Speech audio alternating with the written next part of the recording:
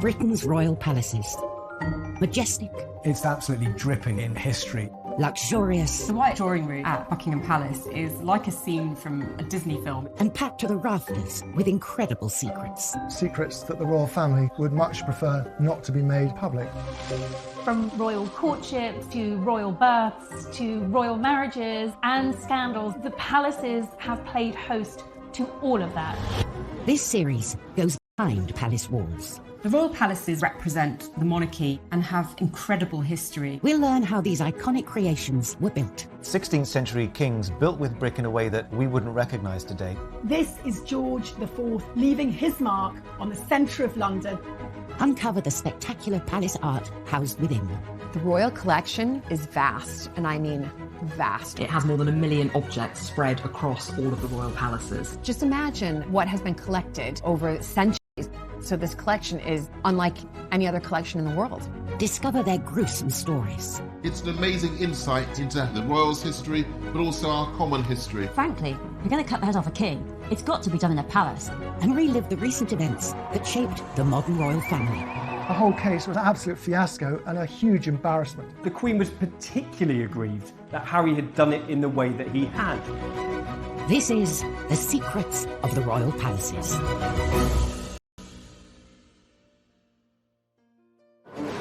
This time, a palace security breach puts the Queen in peril. To wake up to find a complete stranger standing over your bedside must be terrifying. We reveal Sandringham's scandalous past as a playboy prince creates the ultimate party palace. He was a gambler, he was a bit of a drinker, and he was constantly at it. And the world's most iconic palace suffers a plumbing problem. She had this handkerchief in perfume just put to her nose so she wouldn't smell it. We reveal the secrets of Leonardo da Vinci's drawings hidden within the royal collection. Can you imagine the changes in the course of modern science that might have come about had we discovered them earlier?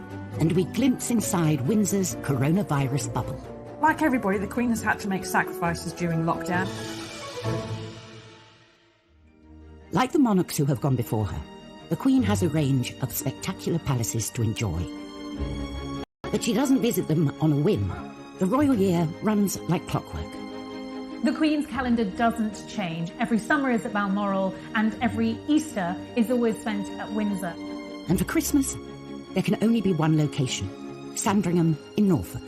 We think of Sandringham as all the royals getting together for their Christmas Day service and getting those iconic shots.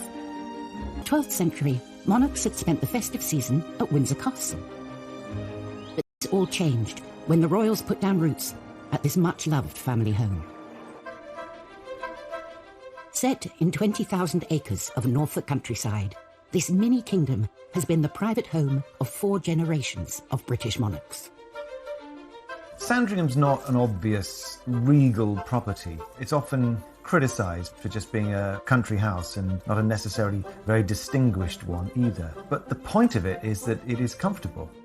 I think Sandringham occupies a unique position among the royal residences, and each succeeding generation of royals has loved it. Sandringham is about the private person. It's about the family life behind the image of the throne. Prince Philip has retired there. So in many ways a kind of wholesome royal family house, but indeed its history was rather different. In 1862, Queen Victoria acquired the Sandringham estate for her somewhat wayward son and heir, Edward. Edward was notorious. As much as his parents were sort of chintzy and conservative and domestic and dull, Edward was revolting, libidinous. He was a gambler, he was a bit of a drinker, and he was constantly at it. He had a voracious appetite for women. Marlborough House, Edward's London home, was notorious. Sandringham would be a sobering retreat where he could grow into the role of king. Get him back on track, stick him in an off-path, off-beat estate, and see if we can't improve his behaviour somewhat. Edward threw himself into the project, demolishing the original Georgian house to make way for a new retro house. Sandringham was a style which some people call Jacobean. It's a generic 16th into 17th century revival. It talks about an age of historical confidence. It's youthful, it's a bit extravagant, but by no means too extravagant. The new Sandringham looked sensible on the outside, but inside it was a palatial party house. You wonder what the architect's brief was for Sandringham. If you have a checklist for the racy young monarch-to-be of the 1860s and 70s, you might want a bowling alley or billiard tables. But you've got to have the space to entertain people and to get engaged in country pursuits. And if you are a Prince of Wales, you've got to do it in style. Edward also made the most of Sandringham's vast estate, turning it into a shooting paradise, complete with Europe's largest game larder. It was less in many respects about the house and more about the grounds, this kind of playboy park, for want of a better expression, which is where a lot of Edward's attention went. They planted thickets and they imported literally bags of this, the very best shoot in England, and that really, really mattered at the time. They say time waits for no man, but at Sandringham, even the clocks were subject to royal whims. Edward was absolutely determined to try and cram in as much hunting each day as he could. And indeed, he changed the clocks, created Sandringham time to give him more daylight hours to hunt in. Sandringham time, 30 minutes ahead of Greenwich Mean Time, was the official time on the estate from 1901 until 1936. And eventually, Edward's mother got her wish, as he and his country house settled down somewhat. The thing about Sandringham is that, like its inhabitants, it grew up.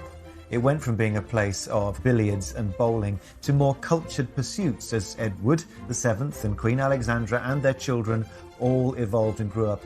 And so the old bowling alley became the Long Library, and that's where the Queen is shown when she gave her first televised address to the nation. So it's not a fixed thing, it shows a life lived. The royal palaces serve as homes, as offices, and as bolt holes away from it all. But they all share a common purpose: to keep the royal family safe. Some were built with security in mind. Windsor is a castle. It was built to do battle. It was built to house armies. It was built to protect a royal family. But the palaces are not always as secure as they seem. At 6:45 a.m. on the 9th of July 1982, unemployed labourer Michael Fagan approached Buckingham Palace. His actions over the next 45 minutes would uncover a series of shocking weaknesses in the palace's security systems. He managed to climb this 14-foot high wall. And then he climbed up a drain pipe into a window and found himself roaming free in the corridors of Buckingham Palace. It's the most extraordinary breach of security. For 15 minutes, Fagan wandered around the palace. A cleaner said good morning. I think he sat on the throne. He had taken his shoes off and had no socks, so he must have looked quite a sight. But clearly, nobody took any notice. But exactly how had Fagan evaded palace security? Apparently an alarm sensor had detected his movements, but police dismissed it. The officers in that control room had been desensitised to the alarms because there was ongoing problems by them giving the palace, and no one would have known. But his early morning jaunt didn't end there. He entered a room that would turn his trespass into a worldwide scandal. At 7:15 a.m, he found the door to the Queen's bedroom unprotected. Her security detail had gone off the night duty at 6 o'clock, and nobody else was in place. And the next line of defence, her footman, was nowhere to be seen. The footman had taken the dogs for a walk, so the Queen was there on her own. Inside the bedroom, Fagan opened the curtains and woke the Queen. The sight of this slightly dishevelled man wandering into her bedroom must have been really, really terrifying for the Queen. To wake up to find a complete stranger standing over your bedside must be terrifying. The Queen pressed the alarm bell in her bedroom. But no one came. The Queen was incredibly composed. She kept Fagan talking. She remained incredibly calm. The Queen clearly got the measure of Michael Fagan, engaged him in conversation. In fact, Fagan asked for some cigarettes. Luckily, a maid who'd been cleaning nearby entered the Queen's bedroom. The maid went to get cigarettes and and with police officers. Fagin was marched out of the palace, with everyone realising the Queen had been very lucky. It was a complete and utter disaster from a protection point of view. I mean, by very good luck, Michael Fagin did not go there with the intention of harming the Queen. But it could have turned out really badly. The impact of this break-in went much further than the Queen's bedroom. The commander of A Division was forced to resign, and several other junior officers were actually disciplined and as a consequence.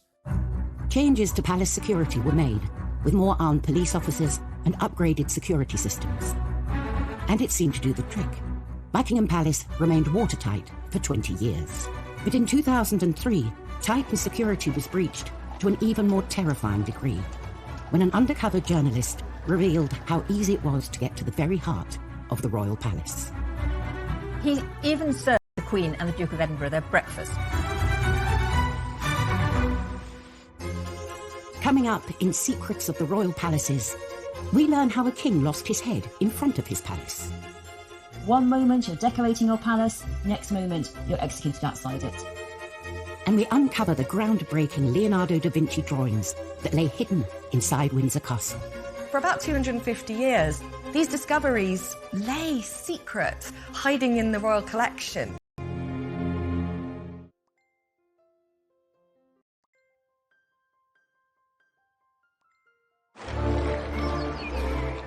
In joy and celebration. But they have also been the site of the royals' darkest days. In January 1649, the monarchy was in peril, and so was King Charles I. He'd lost the English Civil War against Oliver Cromwell and his parliamentarians, and now he was on trial. He was essentially put on trial for not doing the job of king in the way he should have done, for really taking too many powers from Parliament and proroguing Parliament too much, so don't do that. He defended himself quite valiantly and said he shouldn't be on trial at all because he was king and only answerable to him up there. But it was a foregone conclusion, open and shut case to the Cromwellians. He was found guilty and sentenced to be executed. Having been tried at the Palace of Westminster, the king was sent to St James's Palace to await his death. He had a lot of palaces to look at when he was suffering his final awful days.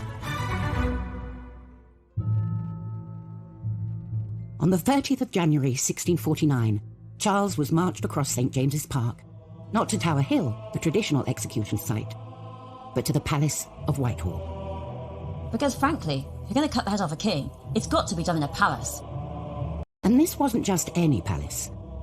Whitehall was probably the largest palace in Europe and the centre of English royal power. It was also beautiful. At the banqueting house of Whitehall, Charles I actually decorated the roof with these incredible Rubens paintings. As he's going to be executed for being too divine right, too power hungry as a king, he sees over his head these murals, these beautiful paintings of kingly divine right. Charles I is taken outside Whitehall Palace, outside the banqueting house, on a scaffold. He gives a very brave and valiant speech, but unfortunately it's a bit windy and no one really can hear it. But he submits very bravely, he tucks his hair into a cap so that they can get a nice clean blade, and he raises his arm as a signal. So, that's quite significant, isn't it? That actually he gets to raise his arm. Most people who are executed have no choice when the axe comes down, but he has that moment of grace. And he was finally executed in front of everyone outside Whitehall Palace. So you have to watch out if you're a king. One moment you're decorating your palace, next moment you're executed outside it. Charles I lost his throne and his head, but he left an incredible legacy, a collection of artworks that will become the basis of the royal collection.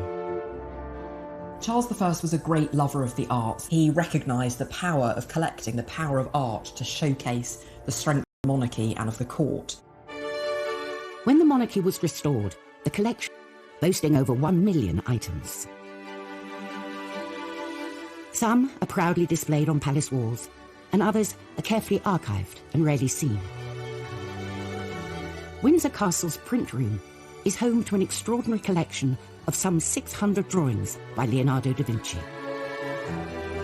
Leonardo da Vinci has rightly been recognised as one of most incredible minds of all time. This collection was acquired by Charles II, who came to the throne nearly 150 years after Leonardo's death. Both men shared a passion for the arts and science. Charles II was known as the Merry Monarch. He had spent years in exile after the beheading of his father, Charles I. And when he came back, he was absolutely determined to invest in the arts and in the sciences. That was going to be his legacy. He founded the Royal Observatory, he sponsored the Royal Society, which was the oldest scientific institute anywhere in the world. For hundreds of years, this collection of drawings has been kept hidden at Windsor, where only a privileged few could view them, including a young Prince Charles. As a boy, Prince Charles was rather taken by these drawings and spent some time with archivists looking at them. And when he later told the family what he'd been doing, they thought it was all rather strange because, of course, they'd all been outside messing around on horses, and he had been locked inside looking at the drawings of Da Vinci. In 2019, the public were allowed a glimpse of this rare collection, as hundreds of them went on display at Buckingham Palace's Queen's Gallery. 2019 was a mesmerising moment. They'd always been lent in small numbers to individual exhibitions, but there was a huge exhibition at the Queen's Gallery. Actually, these drawings were never intended to be seen at all. Leonardo used them as his laboratory to explore new ideas, particularly in the field of human anatomy. The things he discovered were revolutionary. Really minute anatomical drawings that can still help anatomists today. For about 250 years, these discoveries lay secret, hiding in the royal collection. But can you imagine the changes in the course of modern science that might have come about had we discovered them earlier? But the drawings had still more secrets to reveal. Secrets that would lie hidden to the naked eye. Royal palaces house not only priceless treasures and centuries of history, but also the royals themselves. Keeping the palaces safe and secure is of paramount importance. In 1982, Michael Fagin's intrusion into the Queen's bedroom revealed the cracks in Buckingham Palace's defences. 20 years later, they would be tested again, but this time the intrusion would go unnoticed. In 2003, Daily Mirror journalist Ryan Parry decided to put royal security to the test. Could he get into Buckingham Palace by applying for a job there? The application process was surprisingly straightforward. Parry gave the pub where he'd grown up in Wales as a reference. When the palace phoned, the barmaid apparently on the phone yells out to the pub, "Does anyone know this Ryan Parry bloke?" And a regular who's sitting at the bar said, "Oh, I know him, I know that Ryan Parry. Oh, I know him, he's a good bloke." And on that basis, the personnel of the royal household employed him. Ryan Parry started work as a royal footman. To expose the access he had, a covert Daily Mirror photographer was positioned to snap him. These images showed he was at the heart of the royal household, with no proper security checks. He was shown riding on a state coach, and even stepping out onto the famous Buckingham Palace balcony. I just had to kind of make myself and think, I can't believe I'm actually standing at this very spot. The distinctive uniform was his past. Once he'd got the uniform, there seemed to be a trust. He used his access to all areas to nose around the whole palace. He even served the Queen and the Duke of Edinburgh their breakfast, and he took photographs. It was the most extraordinary scene. They had their cornflakes and cereals in Tupperware boxes. We imagine perhaps that the Queen eats off silver salvers on a daily basis, but actually she doesn't. She eats just like the rest of us. Parry's unlimited access to the palace even coincided with a presidential visit by George W. Bush. There is no state visit more important or, frankly, more crawling with security than an American president visit to the Queen of the United Kingdom. And Parry had all of the details. visit. It was shocking that he could get a job that easily with so little security checks and clearance. He could have been someone who was looking to kidnap and hold ransom for financial gain, a senior member of the royal family, or even, for whatever means, perform an assassination on a senior member of the royal family. And just as the president was settling into his suite at the palace, amid some of the tightest of the Buckingham Palace gates. He'd finished his duties at 11 p.m, put up his uniform, packed his bags, and just walked out. The next day, the Mirror published his story, 15 pages of detailed insights into life at Buckingham Palace. My brief was particularly to look at the security procedures in place. But a lot of what you wrote, obviously, was more kind of below-stairs tittle-tattle, wasn't it? Sure, but I mean, that was all part of my information gathering. The palace were furious because, of course, Ryan Parry was undiscovered. They only knew about it when they saw the front page the following day. This wasn't just a breach of security. They'd had an intruder who had taken photographs of their space, their private life. The Mirror claimed the undercover operation exposed lapses in security rather than in invading royal privacy. You have to look at how those flaws are exposed and how, in fact, you make sure you deal with them. So that shouldn't be allowed to happen again. An inquiry into the incident, to a new vetting procedure being introduced to ensure the palace is kept watertight. But for those tasked with keeping the royal palaces secure, the challenges remain. Palaces and castles are not prisons. You don't have ack-ack guns, you don't have huge amounts of barbed wire. And the royals themselves do not want the intrusion, so you have to balance that their homes with security, and it's not an easy job.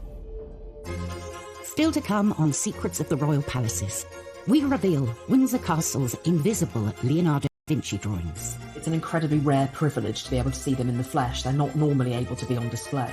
And we glimpse inside Sandringham's most private of rooms, where one Thomas Crapper spared the blushes of the prince's mistresses. They would have had to have put up with gross, handsy Edward, but they could have at least lushed away their own detritus.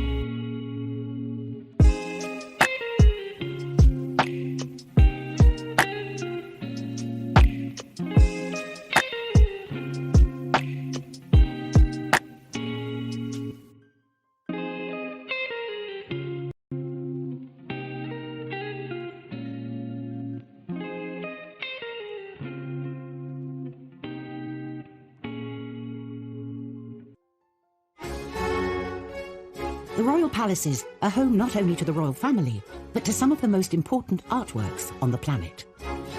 All of this stuff is the Queen's, but it's also the country's. The royal collection looks after all of this priceless furniture, all of these priceless paintings on behalf of the nation. Amongst the collection is this rarely seen set of some 600 drawings by Leonardo da Vinci. Acquired by King Charles II over 350 years ago, they're still revealing their secrets today. One of the things that would have really appealed to Charles II as both a collector and someone with quite a scientifically inclined mind was Leonardo's mirror writing. Many of the drawings are covered in a strange handwriting, and this was Leonardo's secret shorthand. It was also mirrored, so it only reads properly from right to left if you hold it up in front of a mirror. We're not entirely sure why he did it. One, he wouldn't be smudging his own ink as he went. To me, it really looks like it's coded. So perhaps he used mirror writing in order to protect his ideas from people that might wanted to steal them. But these weren't the only secrets the collection was concealing. Among Leonardo's most beautiful sketches are pieces of paper that seem like they are completely blank. Over the centuries, the drawings had faded. But under UV light, they are revealed.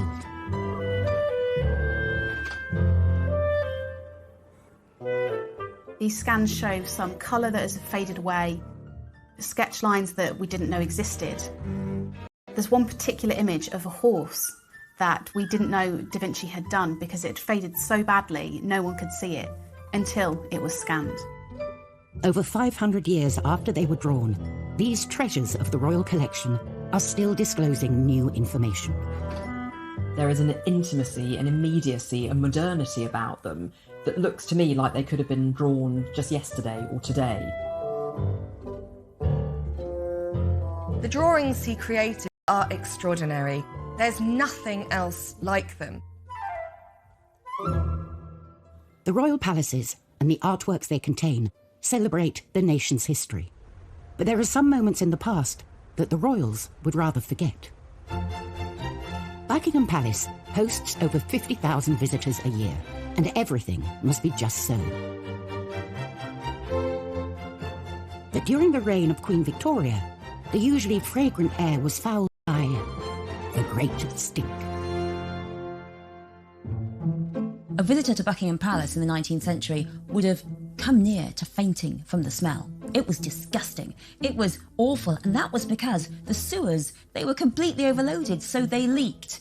And they leaked human waste all over the floor, particularly all over the floor of the kitchens. Yes, very, very hygienic.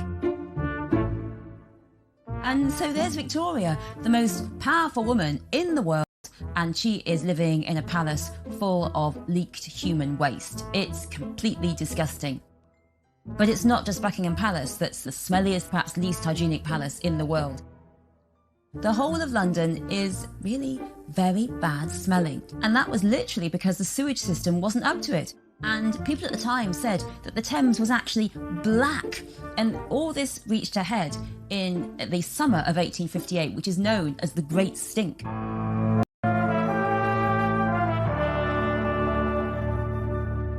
And Queen Victoria herself, well, she soldiered on. But there was steamer that was really one of the sights of London at the time. And Victoria was ready. She was a prepared kind of queen. She had this handkerchief covered in perfume to put to her nose so she wouldn't smell it. But even, she said, after 2 minutes, she couldn't cope. So she had to say to the boat, go back to Buckingham Palace. She really felt she was about to faint. She said to her daughter Vicky that she'd been half poisoned by the smell of the Thames.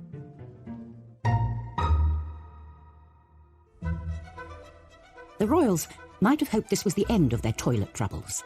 But 13 years after the Great Stink, they faced a new sanitation issue.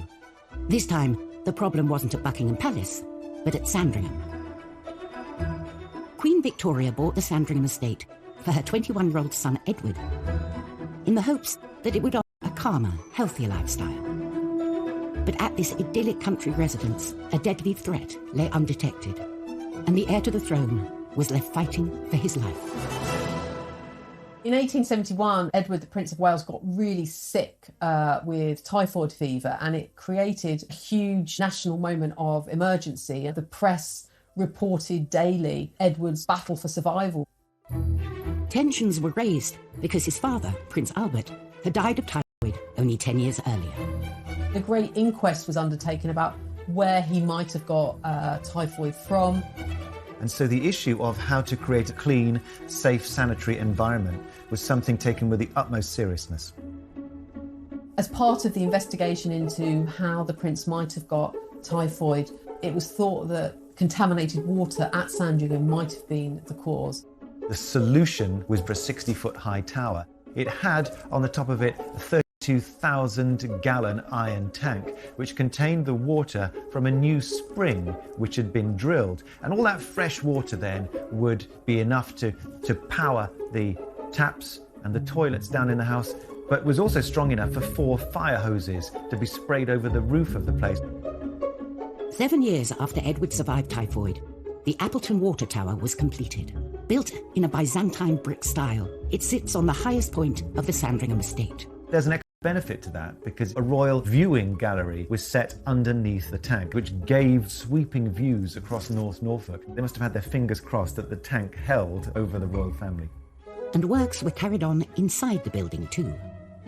For the palace loos, Edward brought in the best. Thomas Crapper's name echoes down the ages. He was celebrated for being a great sanitation engineer. He went from toilets being bog standard to creating a new standard for bogs. He's not the inventor of the flushing loo, but he's one of the men who patents it and makes Created all of the sanitation for this new house, including 30 cedar-seated toilets. And they were things of great beauty. For Edward, such pretty porcelain was certainly an added attraction. He was well known for keeping a string of pampered mistresses. So for his mistresses that are allowed to come to Sandringham, and they weren't all, but certainly Lily Langtry did, and we know that in the latter years Alice Keppel came to Sandringham, they would have enjoyed a flushing loo. They would have had to have put up with gross, handsy Edward, but they could have at least lushed away their own detritus. So there is always an advantage to being the lover of royalty.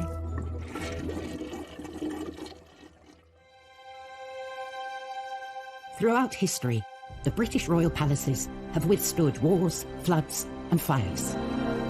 But in 2020, the world faced an unprecedented threat. As the deadly coronavirus pandemic took hold, palace officials scrambled to protect the Queen. Probably more important that the Queen is isolated than anybody else. The government depends upon her. So were she to succumb to the pandemic, it would be an extra crisis. Then, aged 93, the Queen and Prince Philip, almost 99, were considered at extreme risk. 4 days before the rest of the country officially locked down, the Queen left the capital and was whisked away to Windsor Castle. Having a castle like Windsor Castle to lock down in is almost ideal. It's built as a fortress. But even Windsor Castle would need an extra line of defence against this new enemy. So the royal household set up something known as HMS Bubble, sort of a social bubble, if you like, within Windsor Castle. HMS Bubble consists of a team of 22 loyal staff members who supported the Queen and the Duke through lockdown. Like everybody, the Queen has had to make sacrifices during lockdown, and she's managed to pare her staff down to just the basic 22. You know, a couple of chefs, an army of gardeners, a valet or two, some housemaids, housekeepers. I don't think she'll be making her own dinner quite yet, but it's definitely a stripped-down version of the huge amount of staff and quarters she normally has. Before entering Windsor for their 3-week shift, every member of staff would have to undergo a week's quarantine and COVID testing. You're dealing with an invisible enemy. With the virus, it only has to come in that secure bubble that you've created. Getting it wrong is not an option. Despite the strict new measures, spirits in Windsor remained high. Prince Philip was particularly amused by the use of the phrase bubble, because back in the 50s and 60s he was referred to in some quarters as the big bubble, which was of course Cockney rhyming slang, bubble and squeak for Greek. So the first number. But even with palace doors firmly shut, the world was allowed a rare glimpse inside Windsor and the other royal homes. I'm very glad to have been able to join you today. One of the big revelations of lockdown has been being able to see into everyone's homes. The Queen on the phone to Boris Johnson during one of her weekly audiences, using the old-fashioned 1970s telephone surrounded by corgi ornaments. Every surface that is flat in their homes is covered in clutter. These are homes of people who never do their own dusting. She may not do her own dusting, but the Queen and her team have successfully managed to keep her palace COVID-free. Coming up on Secrets of the Royal Palaces, Prince Philip's controversial plans for Sandringham cause a royal family feud. The Queen Mother, she was horrified that a house that she loved might be threatened with demolition. And we reveal the strict protocol surrounding the royal tartan. It is the most exclusive fabric that anyone could wear in the world.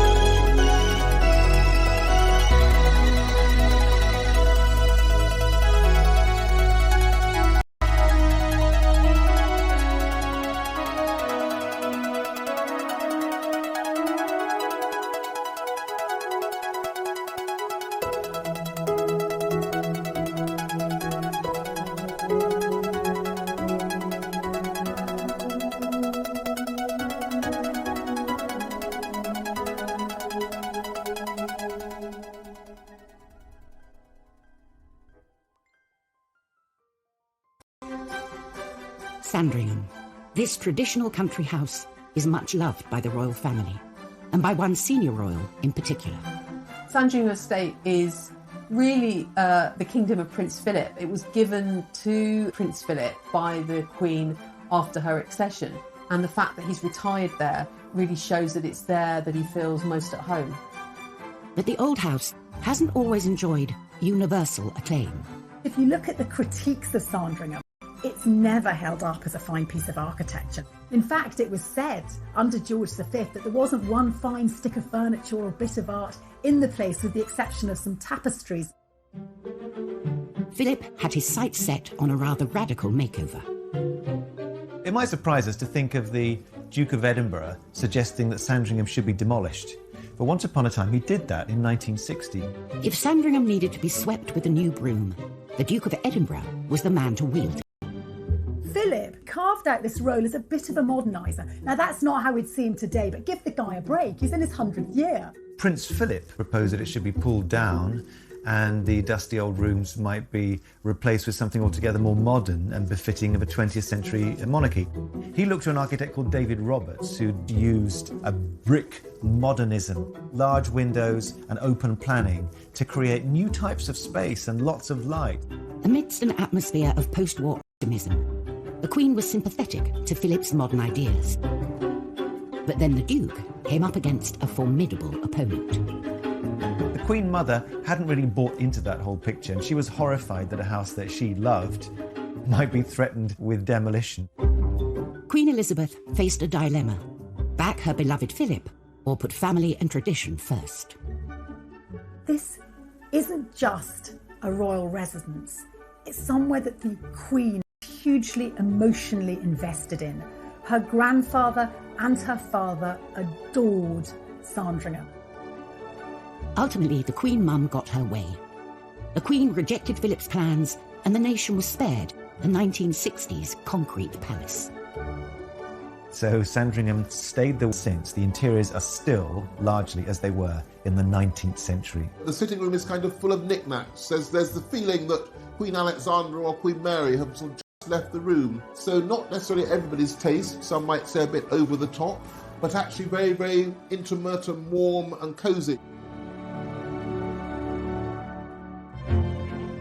Sandringham isn't the only much-loved private royal home. Balmoral is set amongst the lochs and mountains of the Scottish Highlands. Its beauty inspired one royal to turn fashion designer. At Balmoral, the royal family loved to embrace the Highland life, particularly when it comes to their attire. The family take their Scottishness very seriously, and they wear tartan a lot when they're in Scotland. For centuries, tartan has been worn by Highlanders as a symbol of clan identity. Each clan in Scotland has its own tartan. It represents the family, the lineage, the history of that particular clan. So it's about as Scottish as you can get.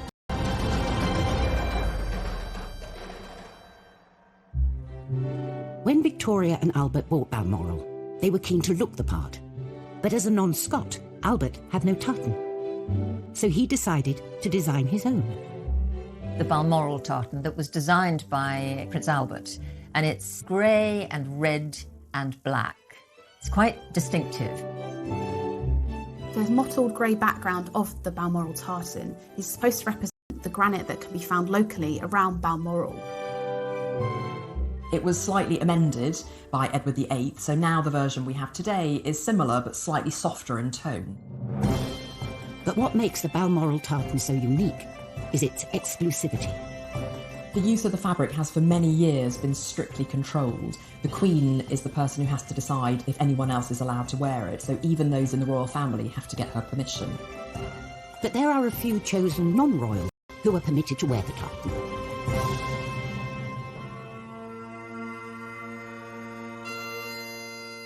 Bagpipe players on the Balmoral estate and also the Queen's personal piper are the only non-royals who are allowed to wear this tartan. So, unless you're on first-name terms with the Queen, you're going to have to take up the pipes and move to Balmoral if you want a chance to wear this unique royal tartan. It is the most exclusive fabric that anyone could wear in the world. Next time, at Highgrove, Prince Charles turns his country residence into Fort Knox. If you ever go to Highgrove, you won't see the security. It's invisible. At Kensington Palace. Battle of wills between the Duchess and Conroy on one side and Victoria on the other. And at Sandringham, a witness from Prince Philip's crash reveals what really happened. The driver couldn't move. It was quite obvious it was Prince Philip.